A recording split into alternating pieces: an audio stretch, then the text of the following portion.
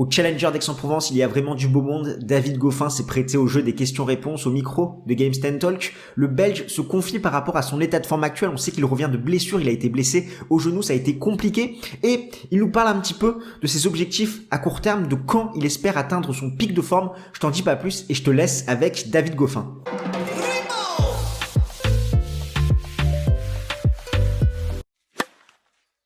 Alors, ça fait beaucoup de questions en une fois. Écoutez, voilà, bon, ça va mieux. Puis quelques jours, là, les entraînements se passent beaucoup mieux. Donc, je me suis blessé début d'année au genou. Et là, la reprise a été sur terre battue un peu difficile. 2-3 matchs un peu catastrophiques, mais voilà, c'est jamais évident de reprendre une blessure. C'était plus un peu l'appréhension sur le genou, retrouver les glissades, etc. Et quand on n'est pas trop à fond sur terre battue, bah, c'est difficile. Donc là, ça fait quelques jours que je retrouve un peu des couleurs, les entraînements se passent bien. Donc voilà, j'espère que ça va se voir en match dès cette semaine. C'est pour ça que je suis là aussi, entre Madrid et Rome, pouvoir faire un tournoi comme ici, dans un 175. C'est beaucoup de points, c'est des gros tournois, il y a des gros matchs. Donc c'est idéal pour rester dedans et avoir des matchs, c'est ce que j'ai besoin, vu que je me sens mieux, que j'ai plus trop de douleurs au genou. Donc c'est ce qu'il me faut pour le moment et essayer d'avoir des matchs, d'aller le plus loin possible et de retrouver un peu la forme. Oui, bien sûr, mais ça on savait que ces nouveaux challengers, ces gros challengers, c'est une catégorie qui n'avait jamais encore eu, qui a été placée cette année-ci dans les deuxièmes semaines de Masters 1000. On savait que tous les joueurs allaient enchaîner là-dessus en fonction de ce qu'ils font à Madrid. Donc voilà, quand on voit Gaël contre Murray dans un premier tour en challenger, c'est incroyable quand on voit les deux carrières et les deux joueurs de tennis que c'est.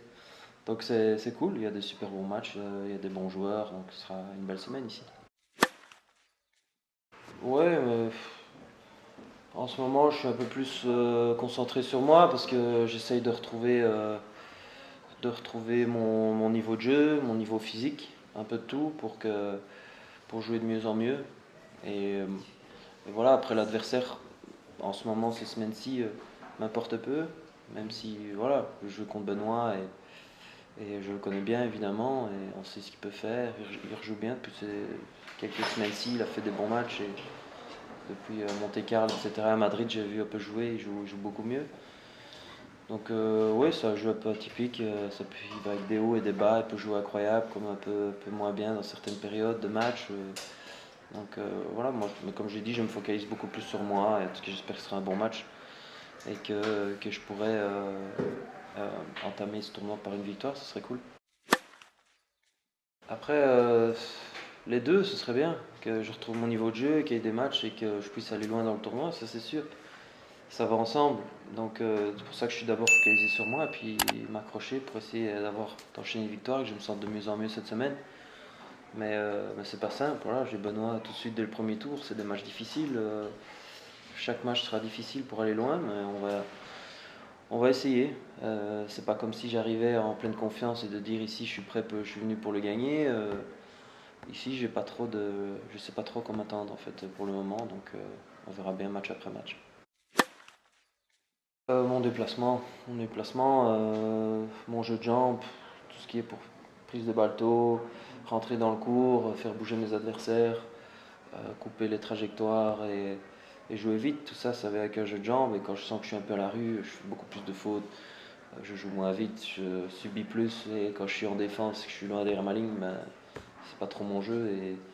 Et là, je me fais un petit peu balader. Donc voilà, tout va ensemble. Une fois que les jambes sont là et que je bouge bien et que j'ai en confiance dans mes glissades et que je suis à fond à gauche-droite, tout de suite mon jeu est plus efficace et tout se met en place.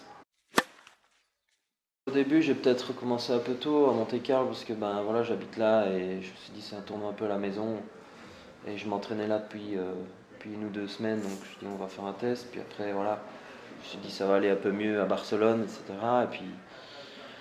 Mais oui, de semaine en semaine, ça va mieux, ça commence à aller. Et comme je dis, ça fait vraiment une semaine où là, j'ai vraiment senti que là, c'était bon au niveau déplacement, que ça commençait à aller. Et automatiquement, je me sens beaucoup mieux dans mes frappes, dans mon jeu. Donc, il faut continuer dans ce sens-là, s'accrocher, parce que c'est pas toujours facile de revenir. et on fait le max en tout cas. Ça dépend. À l'époque, quand j'étais un peu plus jeune, dès que je jouais sur terre battue, pour moi c'était assez facile et instinctif. Mais voilà, maintenant que je suis peut-être un peu plus âgé, avec les revenants de blessure, la terre battue c'est peut-être plus dur physiquement de revenir d'une blessure. Ça demande plus gros physique, c'est des plus longs rallyes, des glissades, mettre un peu dans des positions un peu plus inconfortables. Et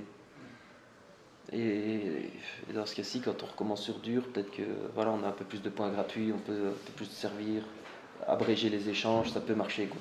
Et sinon, il faut être bien, quoi. Il faut être prêt à combattre tous les points et, à- et aller au combat jusqu'au bout. Et c'est peut-être pour ça que c'est un peu plus dur, comme Gaël dit maintenant, il est peut-être un peu plus dur d'enchaîner les matchs sur terre battue, je sais pas. Ça se voit tout de suite, dès qu'on a un peu une baisse de régime, ben, les points s'enchaînent un peu pour l'autre. Dès qu'on est un peu moins bien physiquement, on fait un peu des fautes, moins bien dans les jambes, tout de suite un peu des balles un peu plus hautes, des balles liftées, un peu les faux bons, etc. Tout ça, si on subit tout ça, ça devient compliqué.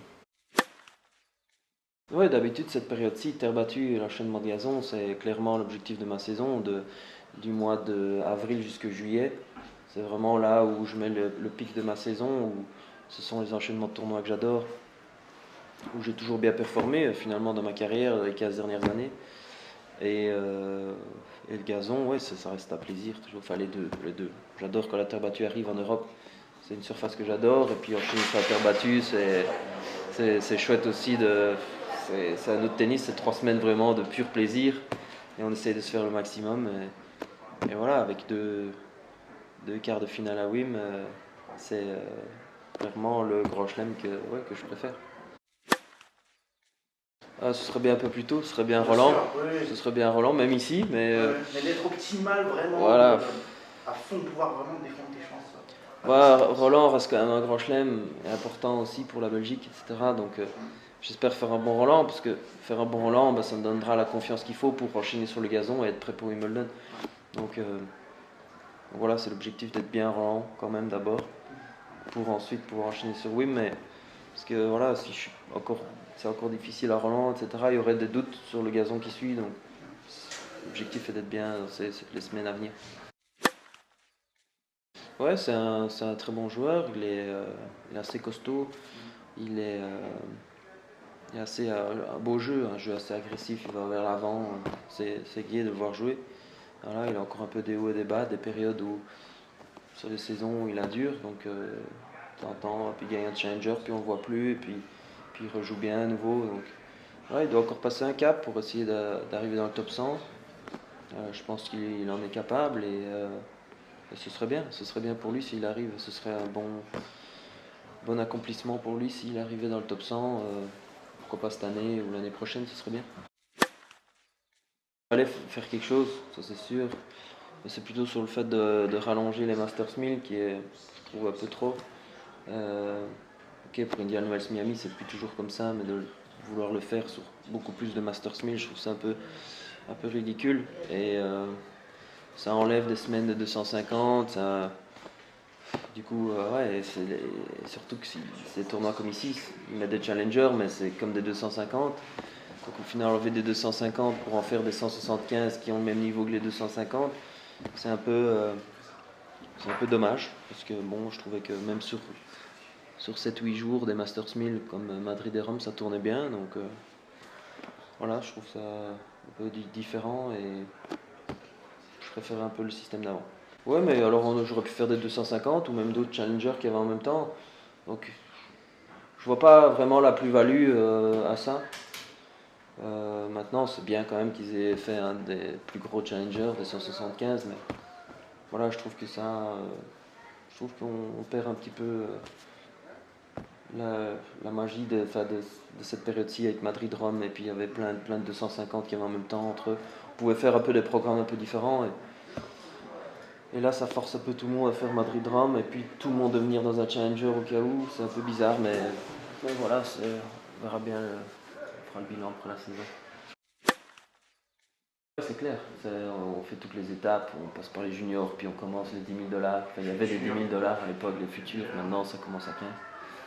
les futurs. Et puis dès qu'on a un peu le niveau, on commence à faire les qualifs et les challengers. Donc je suis passé par toutes les étapes, les challengers et puis jusqu'au Grand Prix. Et c'est clair que j'ai plein de souvenirs.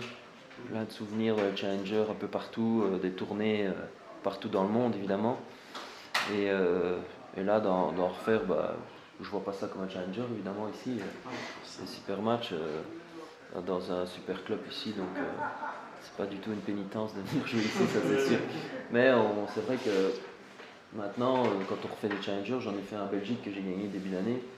C'était un plaisir de jouer là, il y avait une super ambiance. Et voilà, je me suis blessé juste après, mais ça m'a fait beaucoup de bien pour mon niveau. Je rejouais bien à ce moment-là. Et j'espère que voilà, ça aide à donner un petit coup de boost. Même si celui-ci n'est pas spécialement un challenger pour se redonner des matchs, parce que voilà, Benoît Paire, ça aurait pu être un premier coup.